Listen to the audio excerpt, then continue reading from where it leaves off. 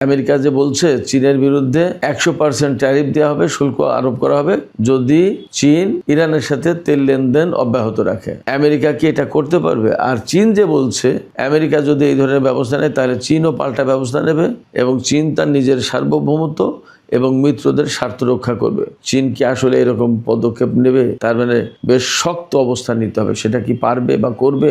রাতের ভেতরে অনেক ঘটনা ঘটে গেছে। যেমন মার্কিন প্রেসিডেন্ট ডোনাল্ড ট্রাম্প বলেছেন আমেরিকার যে সমস্ত মানুষ বলবে না যে ইরানের বিরুদ্ধে আমেরিকা যুদ্ধে বিজয় হচ্ছে তারা দেশদ্রোহী, অর্থাৎ যারা কার্যত যুদ্ধের সমালোচনা করবে তাদেরকে দেশদ্রোহী হিসেবে গণ্য করবেন ডোনাল্ড ট্রাম্প। এপাশে জার্মানির চ্যান্সেলর ফ্রেডেরিক মের্জ তিনি যে বলেছিলেন ইরানের কাছে আমেরিকা অপমানিত হচ্ছে, এই কারণে ক্ষিপ্ত হয়ে মার্কিন প্রশাসন অর্থাৎ ডোনাল্ড ট্রাম্পের প্রশাসন জার্মানি থেকে 5,000 সেনা প্রত্যাহার করবে। এদিকে হরমুজ প্রণালীতে ইরানকে কোনো মতে কাবু করতে না পেরে এখন ডোনাল্ড ট্রাম্প বলছেন যারা হরমুজ প্রণালীতে ইরানকে টোল দেবে তাদের উপরে নিষেধাজ্ঞা আরোপ করা হবে। অন্যদিকে চীনের বেশ কিছু ব্যক্তি কোম্পানির উপরে নতুন করে নিষেধাজ্ঞা আরোপ করেছে ইরানের সাথে তেল বাণিজ্য অব্যাহত রাখার কারণে। আরও একটি খবর হচ্ছে ডোনাল্ড ট্রাম্প হুঁশিয়ারি উচ্চারণ করেছেন চীনের উপরে 100% ট্যারিফ দেবেন যদি চীন ইরান থেকে তেল আমদানি অব্যাহত রাখে। এর বিপরীতে চীন হুমকি দিয়েছে আমেরিকা এই ধরনের পদক্ষেপ নিলে চীনও পাল্টা ব্যবস্থা নেবে এবং চীন তার স্বাধীনতা, সার্বভৌমত্ব এবং মিত্রদের স্বার্থ রক্ষার জন্য কার্যকর পদক্ষেপ নেবে। এপাশে 1 মে ডোনাল্ড ট্রাম্পের ইরান বিরোধী যুদ্ধ করার ক্ষমতা শেষ। তিনি কংগ্রেসে চিঠি দিয়েছেন যাতে যুদ্ধ করার অনুমতি তাকে দেয়া হয়। তিনি অবশ্যই একটি যুক্তি দেখিয়েছেন, সে কথা আমি বিস্তারিত আলোচনায় বলবো। অন্যদিকে ইসরায়েলের সেনাবাহিনী তারা বলছে এবারের যুদ্ধে যদি ইরানের ইউরেনিয়াম সম্পূর্ণভাবে ছিনিয়ে আনা সম্ভব না হয় তাহলে পুরো যুদ্ধ বেসিক্যালি ব্যর্থ হবে। তার মানে ইরানের উপরে যুদ্ধ চাপিয়ে দেওয়ার বা নতুন করে যুদ্ধ শুরু করার ব্যাপারে ইসরায়েলের পক্ষ থেকে চাপাচাপি আছে। আরও একটি গুরুত্বপূর্ণ খবর হচ্ছে গতকাল রাতে CNN একটি রিপোর্ট প্রকাশ করেছে। তাতে বলা হয়েছে মধ্যপ্রাচ্যে আমেরিকার যে সমস্ত ঘাঁটি আছে তার ভেতরে 16টি ঘাঁটি একেবারে মারাত্মকভাবে ক্ষতিগ্রস্ত হয়েছে, চুরমার হয়ে গেছে, যাতে বহু কোটি ডলারের সম্পদ ধ্বংস হয়েছে। এর ভেতরে ক্ষেপণাস্ত্র প্রতিরক্ষা ব্যবস্থা, radar system, early warning system, jamming system এবং প্রচুর সংখ্যক বিমান রয়েছে। ইরানের বিরুদ্ধে যুদ্ধ করতে গিয়ে আমেরিকার $25 বিলিয়ন খরচ হয়েছে বলে মার্কিন যুদ্ধমন্ত্রী পিট হেগসেট দাবি করলেও ইরানের পররাষ্ট্রমন্ত্রী আব্বাস আরাকচি বলছেন ইসরায়েলের জোয়ার খপ্পরে পড়ে মার্কিন প্রশাসন, মার্কিন সরকার অন্তত $100 বিলিয়ন ক্ষতিগ্রস্ত হয়েছে, যার খেসারত আমেরিকার ট্যাক্স প্রদানকারী সাধারণ জনগণকে দিতে হচ্ছে। সুপ্রিয় দর্শক, এতক্ষণ যে সমস্ত বিষয় বললাম এই বিষয়গুলো নিয়েই এখনকার আলোচনা। আশা করি আপনারা শেষ পর্যন্ত সঙ্গে থাকবেন। আর ভিডিও ভালো লাগলে লাইক, কমেন্ট, শেয়ার করবেন এবং চ্যানেলটি সাবস্ক্রাইব করে সাথেই থাকবেন। আপনারা যদি বেশি বেশি লাইক, কমেন্ট, শেয়ার করেন তাহলে তাতে চ্যানেলটি আরও বেশি মানুষের কাছে পৌঁছে যাবে। যাই হোক দর্শক, চলুন আমরা বিস্তারিত আলোচনায় চলে যাই। লেটেস্ট খবর দিয়েই শুরু করি। মার্কিন প্রেসিডেন্ট ডোনাল্ড ট্রাম্প ফ্লোরিডার একটা অনুষ্ঠানে গিয়ে বলেছেন আমেরিকা ইরানের বিরুদ্ধে যে যুদ্ধ করছে সেই যুদ্ধে ইরান বিজয়ী হচ্ছে, আমেরিকা হেরে যাচ্ছে, এই রকম কথা যারা বলবে, অথবা এই যুদ্ধে আমেরিকা জিততে পারছে না এই রকম কথা যারা বলবে তারা দেশদ্রোহী। ডোনাল্ড ট্রাম্পের বক্তব্য দেখেন, তার মানে এই যুদ্ধের বিরোধিতা কেউ করতে পারবে না কেউ। অথচ CNN এবং আল জাজিরার প্রকাশিত রিপোর্টে দেখা যাচ্ছে নতুন জনমত জরিপে বলছে আমেরিকার 61% মানুষ মনে করছে ইরানের বিরুদ্ধে যে যুদ্ধ শুরু করেছে ডোনাল্ড ট্রাম্প সেটা ছিল ভুল পদক্ষেপ, একটা ভুল কাজ হয়েছে। শুধু তাই না, জার্মানির চ্যান্সেলর ফ্রেডেরিক মের্জ গত সোমবার জার্মানির একটি শিক্ষা প্রতিষ্ঠানে দেয়া বক্তৃতায় তিনি বলেছিলেন, আমেরিকা ইরানের সাথে চুক্তির ব্যাপারে আলোচনা করতে পাকিস্তানের রাজধানী ইসলামাবাদে যে গিয়েছিলেন 12 এপ্রিল যে আলোচনা হওয়ার কথা ছিল, সেই আলোচনায় আমেরিকা আসলে কোনো প্রস্তুতি নিয়ে যায়নি, একেবারে এলোমেলো এবড়ো থেবড়ো একটা অবস্থায় গেছে। অন্যদিকে ইরানের পক্ষ থেকে অত্যন্ত গোছালোভাবে প্রস্তুতি নিয়ে ইরানি আলোচক দল এসেছিল, যেখানে দীর্ঘ আলোচনার পরেও আমেরিকা কোনো কুলকিনারা করতে পারেনি এবং তাদের অবস্থা ছিল একেবারে নাজেহাল অবস্থা। এই জায়গায় ইরানের সাথে না কূটনৈতিক আলোচনায় পারছে না যুদ্ধে পারছে, এবং ফ্রেডেরিক মের্জ এই জায়গায় বলেছেন যে ইরানি জাতি মার্কিন জাতিকে, আমেরিকান জাতিকে প্রতিদিন অপমানিত করছে। ফ্রেডেরিক মের্জ আরও বলেছেন যে বিশেষ করে আইআরজিসি পুরো আমেরিকার জাতিকে অপমানিত করছে। এখন আমেরিকার ইরানের কূটনীতিকরা একটা দিক আর আইআরজিসি কিন্তু আর একটা দিক, অর্থাৎ কূটনীতিকদের কাছে যেমন নাজেহাল হচ্ছে তেমনি আইআরজিসির কাছে নাজেহাল হচ্ছে। আইআরজিসির কাছে নাজেহাল হওয়া মানে যুদ্ধ করছে তো আইআরজিসি, তার মানে যুদ্ধে মার্কিনিরা নাজেহাল হচ্ছে, ক্ষতিগ্রস্ত হচ্ছে, নাস্তানাবুদ হচ্ছে। এই কথাটা পরোক্ষভাবে ইনডাইরেক্টলি জার্মান চ্যান্সেলর বুঝিয়ে দিয়েছেন। এই কথা ভালো লাগেনি ডোনাল্ড ট্রাম্পের। ডোনাল্ড ট্রাম্পের যে মনোভাব, তাতে মনে হয় যে তার জন্ম হয়েছে পৃথিবীতে শুধু ভালো ভালো কথা শোনার জন্য, তার পক্ষে ছাপাই গাবে, তার প্রশংসা করবে। তিনি যা যা চাইবেন একদম বেহেশত থেকে যেভাবে চাওয়ার সাথে সাথেই নেমে আসবে, কোরআন হাদিসে এইভাবে বলা হয়, সেইভাবে ডোনাল্ড ট্রাম্পের কাছে তিনি যা চাইবেন তাই নেমে আসবে। তিনি যেমন ইচ্ছা করবেন তেমন হবে, তার বিরোধিতা কেউ করতে হবে না।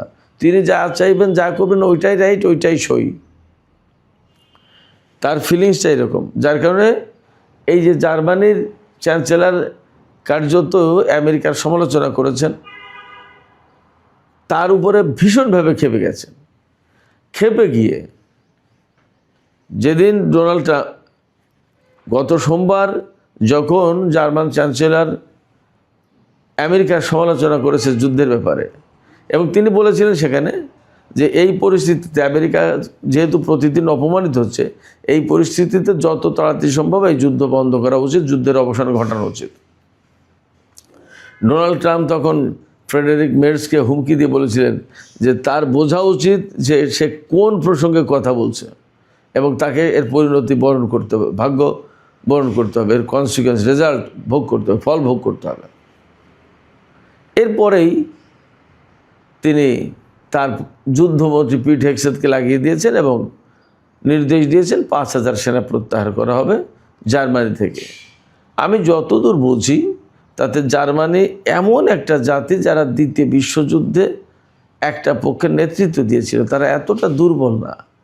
তাদের দেশে সেনা মোতায়েন করে রেখে তাদের নিরাপত্তা দিতে হবে, এটা একটা ভুয়া কথা, ফালতু কথা। বরং এই যে জাপান, জার্মানি, এই সমস্ত দেশগুলোকে যদি স্বাধীন করে দেওয়া হয়, তাদের নিজেদের নিরাপত্তা তাদের নিজেদের মতো করে নিতে দেওয়া হয়, তাহলে তারা ভালোভাবেই টিকে থাকতে পারবে। পৃথিবীতে চেয়ে অনেক দুর্বল দেশ টিকে আছে। জার্মানি, জাপান, তারা কি মার্কিন সেনা ছাড়া টিকে থাকতে পারে না? ডোনাল্ড ট্রাম্প আসলে কাকে কোন হুমকি দেন, আমেরিকা কিসের বলে হুমকি দেন, তা তো আমরা বুঝি। এগুলো কোনো মানে নেই। বরং জার্মানি, জাপান, দক্ষিণ কোরিয়া, এই সমস্ত দেশের মানুষের প্রত্যাশা হচ্ছে যে তাদের দেশ থেকে মার্কিন ঘাঁটি সরিয়ে নেওয়া হোক, তাদের দেশ থেকে মার্কিন সেনা প্রত্যাহার করে নেওয়া হোক, তারাই নিজেদের দায়িত্ব নিজেরা নেবে। এদিকে ডোনাল্ড ট্রাম্প যখন বলছেন যে যুদ্ধের বিরোধিতা করা বা যুদ্ধে আমেরিকা জিততে পারছে না, এইরকম কথা যারা বলবে তারা দেশদ্রোহী, ঠিক তখন CNN এক রিপোর্ট প্রকাশ করে দিয়েছে যাতে বলা হয়েছে মধ্যপ্রাচ্যে আমেরিকার যে সমস্ত ঘাঁটি আছে তার ভিতরে 16টা ঘাঁটি একেবারে ভয়ঙ্করভাবে ক্ষতিগ্রস্ত হয়েছে, ধ্বংস হয়ে গেছে। এই ঘাঁটি শুধু ধ্বংস হয়নি, সেখানে প্রচুর সংখ্যক গুরুত্বপূর্ণ বিমান, অ্যাওয়াক্স বিমান, তারপরে আপনার C-130 হারকিউলিস বিমান, এরকম বড় বড় পরিবহন বিমান, গুরুত্বপূর্ণ বিমান সব ধ্বংস হয়েছে। F-15 বিমান ধ্বংস হয়েছে, ড্রোন ধ্বংস হয়েছে, র্যাডার সিস্টেম ধ্বংস হয়েছে, আর্লি ওয়ার্নিং সিস্টেম ধ্বংস হয়েছে, জ্যামিং সিস্টেম ধ্বংস হয়েছে, পেট্রিয়ট, থার্ড, একটু অনেক কিছু ধ্বংস হয়েছে, একেবারে চুরমার করে দিয়েছে। আমেরিকা এতদিন যে গর্ব করত, তাদের মিডিয়া CNN সারা বিশ্বে অত্যন্ত গুরুত্বপূর্ণ একটা মিডিয়া, সেই CNN আমেরিকার স্বার্থ না দেখে ইরানের স্বার্থ দেখবে এবং বাহুল্য কাজে ইরানের পক্ষে খবর প্রচার করবে, এটা ভাবার কোনো কারণ নেই। সেই CNN বলছে যে মার্কিন ঘাঁটিগুলো একদম তছনছ ভিডিও প্রকাশ করেছে। এবং ফ্যাক্ট হচ্ছে কি, এই সমস্ত ভিডিও প্রচারের ব্যাপারে যথেষ্ট সীমাবদ্ধতা, সেন্সরশিপ আরোপ করা আছে, পুরোটা দেখাতে পারছে না, কিছু কিছু সামান্য দেখিয়েছে। তার মানে ইরানের হাতে এমন মার খেয়েছে আমেরিকা, যার কারণে সেই যুদ্ধের কিছুদিন পর থেকেই ইরানের সাথে চুক্তি করার জন্য অনেক ঘোরাঘুরি করেছে, পিছনে ঘুরঘুর করেছে, ভয়ঙ্কর পরিস্থিতির মুখে পড়েছে। এবং এক পর্যায়ে তো তারা চালাকি করে ইস্পাহান থেকে সমৃদ্ধ ইউরেনিয়াম ছিনতাই করতে গেল, সেই সমৃদ্ধ ইউরেনিয়াম আনতে গিয়ে আর এক বিপদে পড়েছে, তাদের আরও ক্ষয়ক্ষতি হয়েছে। কোনোভাবেই তারা ইরানকে কবজায় আনতে পারছে না, কবজা করতে পারছে না। শেষমেশ হরমুজ প্রণালীতে অবরোধ দিয়েছে। হরমুজ প্রণালীতে অবরোধ দিয়ে কী হবে? যেখানে আপনি কোনো এত যুদ্ধ করে কিছুই করতে পারেননি, সেখানে হরমুজ প্রণালীতে অবরোধ দিয়ে কী করবেন আপনি? সারা বিশ্বকে খেপিয়ে তুলছেন, সারা বিশ্বের অর্থনীতিকে ক্ষতিগ্রস্ত করছেন। এবং চীন কী বলেছে? চীন বলেছে যে তার বিরুদ্ধে যদি কোনো এরকম 100% ট্যারিফ দেওয়া হয়, তাহলে সে পাল্টা ব্যবস্থা নেবে, নিজেদের সার্বভৌমত্ব রক্ষা করবে এবং মিত্রদের, অর্থাৎ তার যারা ব্যবসায়িক পার্টনার ইরান, তাদের স্বার্থ রক্ষা করবে। তার মানে কি? প্রয়োজন হলে ডাইরেক্ট কনফ্রন্টেশন। যখন হরমুজ প্রণালীতে মার্কিন নিষেধাজ্ঞা কার্যকর হচ্ছে না, এই নিষেধাজ্ঞা এড়িয়ে বহু জাহাজ চলে যাচ্ছে এবং ইরানের বন্দরগুলোর উপরে, অর্থাৎ ইরানি জাহাজ চলাচল করতে পারবে না, বুঝলাম, কিন্তু যারা ইরানকে টোল দেবে বলছে তাদের উপর নিষেধাজ্ঞা আরোপ করবে। তার মানে কি? তাইলে কার্যত হরমুজ প্রণালীতে কারো জাহাজ চলাচলের ব্যবস্থা রাখলো না ডোনাল্ড ট্রাম্প। ডোনাল্ড ট্রাম্প কী করছেন আসলে তিনি বুঝতে পারছেন কিনা আল্লাহ মালুম, তিনি বুঝতে পারছেন না মনে হয়।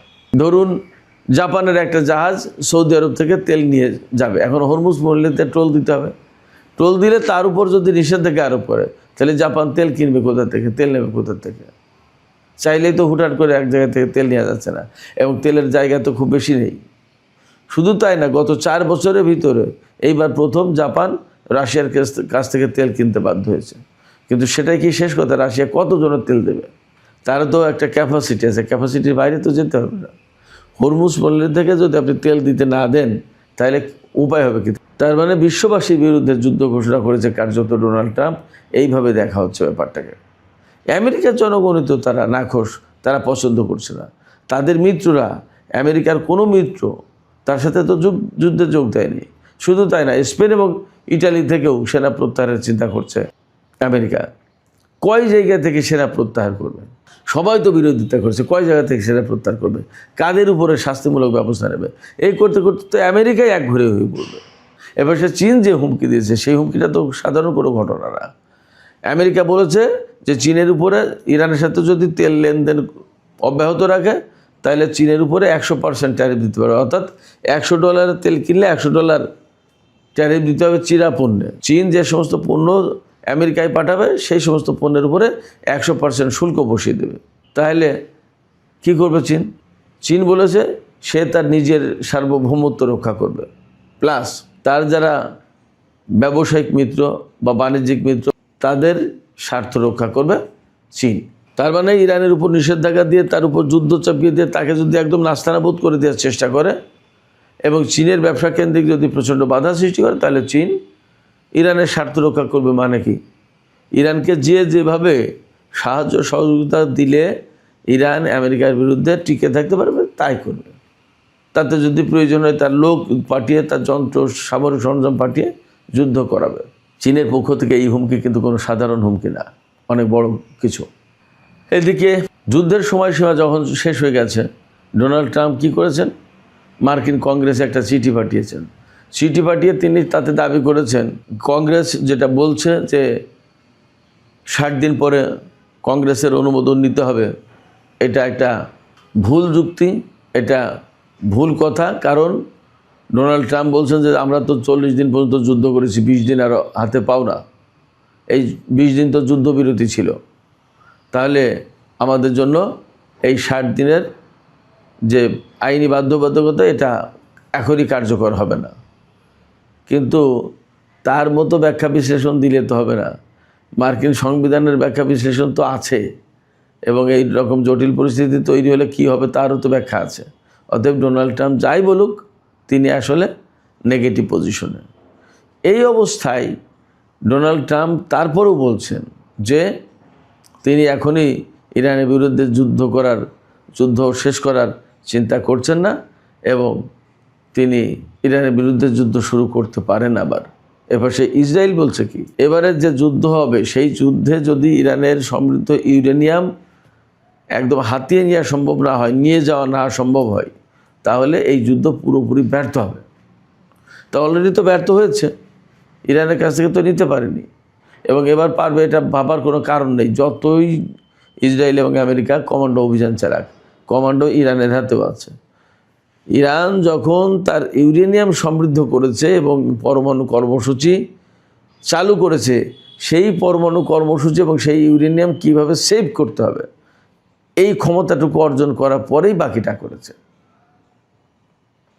অতএব ইরানকে একেবারে তুড়ি মেরে উড়িয়ে দেওয়ার চিন্তা করার সুযোগ ইসরায়েলের সামনে নেই, বরং ইসরায়েল বিপদে। যদি কোনো কারণে মার্কিন কংগ্রেসের নিষেধাজ্ঞার কারণে বা সাংবিধানিক বাধ্যবাধকতার কারণে ডোনাল্ড ট্রাম্প যদি যুদ্ধ না করতে পারে, তাহলে তাকে এই অবস্থায় সরে যেতে হবে। সরে যাওয়ার পরে মধ্যপ্রাচ্যে ইসরায়েল হয়ে যাবে একা। তখন কি করবে? ইসরায়েল অনেক বেশি অনিরাপদ অবস্থায়, ইসরায়েল অনেক বেশি নিরাপত্তাহীনতার ভিতরে পড়ে যাবে, এবং ইরান এবং তার মিত্র শক্তিগুলো ঠিকই সময় মতো ইসরায়েলকে চেপে ধরবে। সুপ্রিয় দর্শক, এখনকার আলোচনা এখানে শেষ করতে চাই। যাওয়ার আগে আপনাদের কাছে জানতে চাই, আপনারা কি মনে করছেন? আমেরিকা যে বলছে চীনের বিরুদ্ধে 100% ট্যারিফ দেওয়া হবে, শুল্ক আরোপ করা হবে যদি চীন ইরানের সাথে তেল লেনদেন অব্যাহত রাখে। আমেরিকা কি এটা করতে পারবে? আর চীন যে বলছে আমেরিকা যদি এই ধরনের ব্যবস্থা নেয়, তাহলে চীনও পাল্টা ব্যবস্থা নেবে, এবং চীন তার নিজের সার্বভৌমত্ব এবং মিত্রদের স্বার্থ রক্ষা করবে। চীন কি আসলে এরকম পদক্ষেপ নেবে? তার মানে বেশ শক্ত অবস্থান নিতে হবে। সেটা কি পারবে বা করবে? আপনাদের কি মনে হয়? আপনাদের মতামত কমেন্টে জানাতে পারেন। আর প্রিয় দর্শক, ভিডিও ভালো লাগলে অবশ্যই লাইক কমেন্ট শেয়ার করবেন এবং চ্যানেলটিকে সাবস্ক্রাইব করে আমাদের সাথেই থাকবেন। আল্লাহ হাফেজ।